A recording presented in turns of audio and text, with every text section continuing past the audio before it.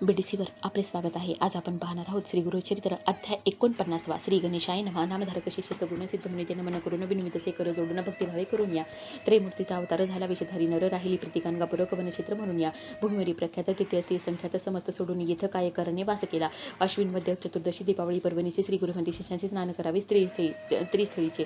गयाप्रयाग वाराणसी चला यात्रेकलत पुत्रेशी मित्रपंथी श्री गुरुशी आई ते करणे म्हणून या. एकूण श्री गुरु हसती ग्रामाजवळी तिथे असती करणे न लागे तुम्हा आयती चला दाविने तुम्हाशी. ऐसे म्हणून भक्तांची गेले अमरजा संगमाशी स्नान केले. महर्षी संसर्ग श्री गुरुमती शिष्यांशी महिमा अपार या संगमाशी प्रयाग समान पर्यशी षटकुळामध्ये स्नान करणे. विशेष भीमा नदी उत्तरे वाहे. उत्तर अमरजा संगम मनोहर आहे. गंगा यमुना निर्धार हे तीर्थपर्वे पर्येचा आणि कष्ट तिथे असते त्यांची महिमा असे ख्याती सांगेने काही चित्ती श्री गुरुमती शिष्यांची. ऐकून श्री गुरुची वचन विनोदाती भक्तजन अमरजा नाम कवनापासव उत्पत्ती जालंधर निशाचर समस्त जिंकले वसुंधर पराभविले इंद्रपुर समस्त देव पळविले. देवदेत्यांशी झाले युद्ध सुरबर मारिले बहुविध. इंद्र जाऊन प्रबोध ईश्वरापती सांगितला. इंद्र म्हणे एक शिवा तेथे मारले सकळ देवा शीघ्र प्रतिकर करावा म्हणून चरणी लागला. आम्ही मारितो दैत्यांशी रक्त पडे भूमीशी अधिक निजपती भूमीवरी स्वर्ग मृत्यू पाताळ सर्व भरले दैत्य कुळ मारिले आमचे देव सकळ म्हणून आलो तुझपाशी. याचे वचन ऐकून ईश्वर प्रज्वळाला म्हणी निघाला रौद्र होऊनी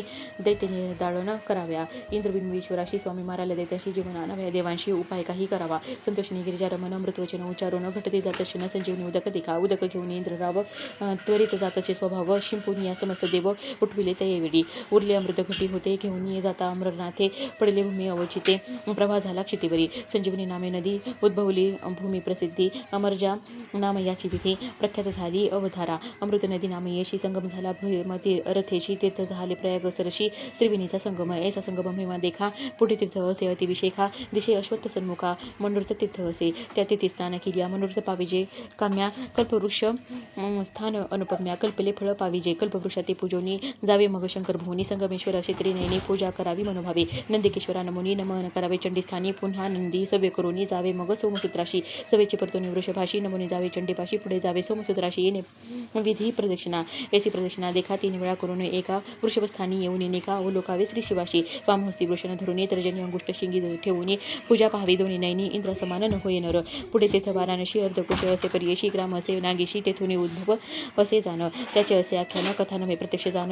होता एक ब्राह्मण भारद्वाज गोत्राचा विरक्त असे ईश्वर भक्त सर्व संग त्याग करीत आपण असे अनुष्ठानित सदा ध्याय श्री शिवाशी. प्रसन्न झाला चंद्रमोळी सदा दिशे दृष्टीजवळी विप्र आल्हादे सर्व काळी देह विसरोनी हिंडत असे. लोक म्हणती पिसा त्याशी निंदा करती बहुवसी दोघे बंधू असती तयाशी नामे त्याची अवधारा.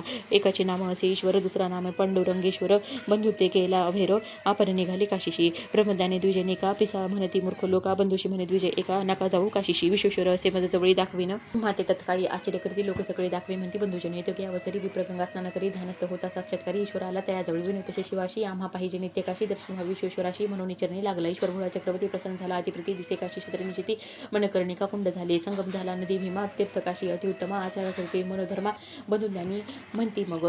श्री गुरु म्हणती भक्तजनाशी काशी तीर्थ प्रगटले ऐशी संशय न धरावा तुम्ही मानसी वाराणसी प्रत्यक्ष ही. ऐकून समर्थ द्विजवर करती स्नान दान आचार तेथून पुढे येते गुरुवर सिद्ध सांगे नामधारका. आपली भगिनी रत्नाबाईसी दोष असे बहुवशी बोलून त्या समयाशी पुसता श्री गुरु मुनी.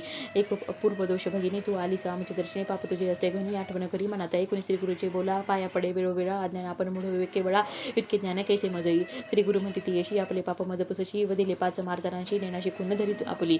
5 मार्जनांचा खात लागले अनेक दोष बहुत ऐसे ऐकून पाहि त्वरित श्वेतकुष्ठ झाले तिशी. श्री गुरुपस्थिती यशी तुझं असती पापराशी पुढील जन्मी भोगीशी तरी कुष्ठ जाईल आताची.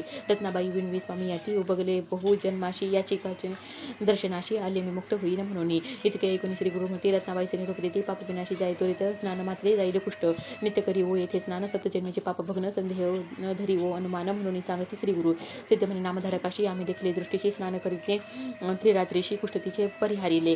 पुढे कोटी तीर्थ देखा श्री गुरु दाविते सकळी का स्नान मात्रे होई अनेका याचे आख्यान बहुवसे. सोम सूर्य ग्रहणेशी अथवा संक्रांती पर्वणी अमावस्या पौर्णिमा प्रतिदिवसी स्नान तेथे करावे. पुढे तेथे रुद्रपाद कथा असे अतिविनोद गया तीर्थ समप्रद तीर्थ असे अवधारा. पुढे असे चक्र तीर्थ अतिविशेष पवित्र केशव देव सन्निध तत्र पुत्र पुण्य राशी स्थान असे तया तीर्थ स्नान करिता पतित होती ज्ञानवंता हस्ती होती चक्रांकिता द्वारवती समान देखा. ग्रामपूर्व भागेशी कलेश्वर देव पर्येशी जैसे गोकर्ण महाबळेशी समान क्षेत्र पर्येसा. अखंड श्रावण माशी अभिषेक करावा देवाशी दीपाराधना कार्तिक माशी अनंत पुण्य अवधारा. म्हणती समस्त भक्तजनाने नुतीताची महिमान स्वामी निरूपावी कृपेने पुण्य केले हमाशी अष्ट तेथे निरूपण श्री गुरु आले मठ स्थान समारंभ नाकर्ती भक्तजन महानंद प्रवर्तला इथे श्री गुरु चरित्रामृते परमकथा कल्पत्रे श्री नृसिंह स्वरूपख्याने सिद्ध नामधारक संवादे अमरजा संगमे गंधर्वपूर तीर्थ महिमा निरूपणम नाम 49 अध्याय हा श्री गुरुदेव दत्तात्रय नमस्ते श्री गुरुदेव दत्त.